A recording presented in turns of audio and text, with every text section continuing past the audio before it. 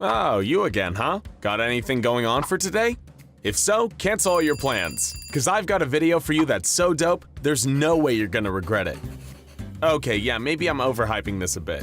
Then again, maybe not. Who knows? Either way, today we're gonna continue our look at simple types in XML and XSD. So you be the judge.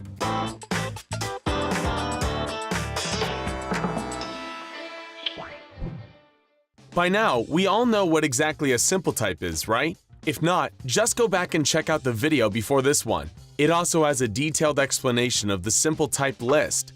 Today, we're going to be looking at the next one, restriction. Restriction allows us to place certain limits on permitted values. The restriction tag just gets nested inside the simple type tag. Then we give it an attribute called base, which contains the name of a data type as its value, and the data type you enter determines what comes next. In this case, let's go ahead and give it the data type integer as its base. Now our simple type mellow can only contain integer values. Of course, if you want to, you can also define your own simple types to put after base. And if you don't like the idea of limitations, man, you can just go ahead and close restriction. I mean, there isn't really any point in opening it to begin with then, but whatever.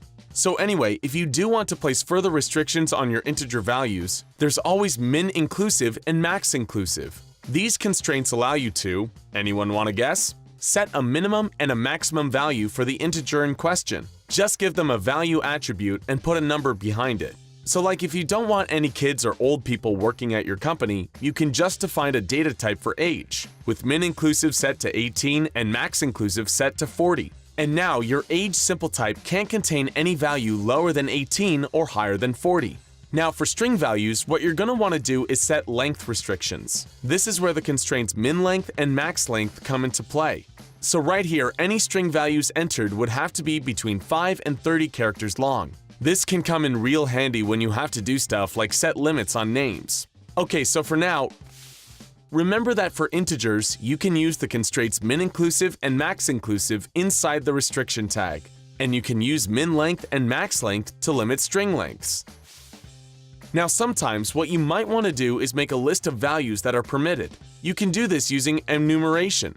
For each value you're supposed to be using, you're going to open up an enumeration tag. Let's assume you're a dealer. You have a car dealership, of course.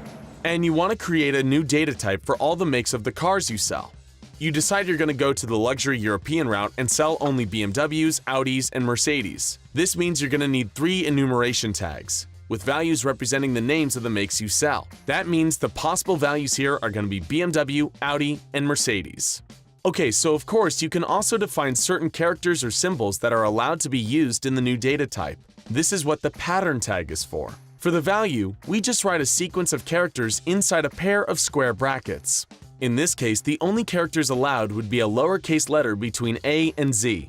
Now for each set of square brackets, we can have one lowercase letter. Right here, any 3 lowercase letters between A and Z would be allowed. But having to write a set of square brackets for each letter would be a real pain in the ass, wouldn't it?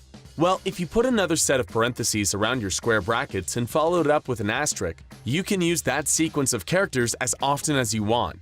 And by the way, this works the same with numbers, in case you feel like using integers. There are tons more options available when you use pattern, but we do want to end this video before the week is over. The important thing to remember here, though, is that using enumeration within a restriction allows you to make a list of possible values, and you can use pattern to define the use of certain characters. Sweet!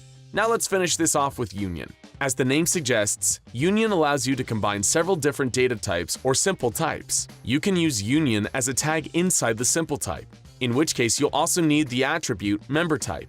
Then all we've got to do is write in all the names, separated by a single space, of all the data types or simple types you plan on using. But let's go ahead and just look at an example. Let's assume for a minute that we have 2 simple types. The first one contains those 3 car manufacturers from before, and the other one contains 2 additional makes. Union allows us to combine these 2 types into one new one.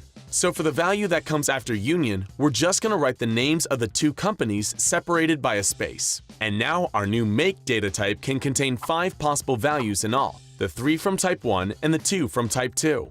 Okay then, looks like that's it for today.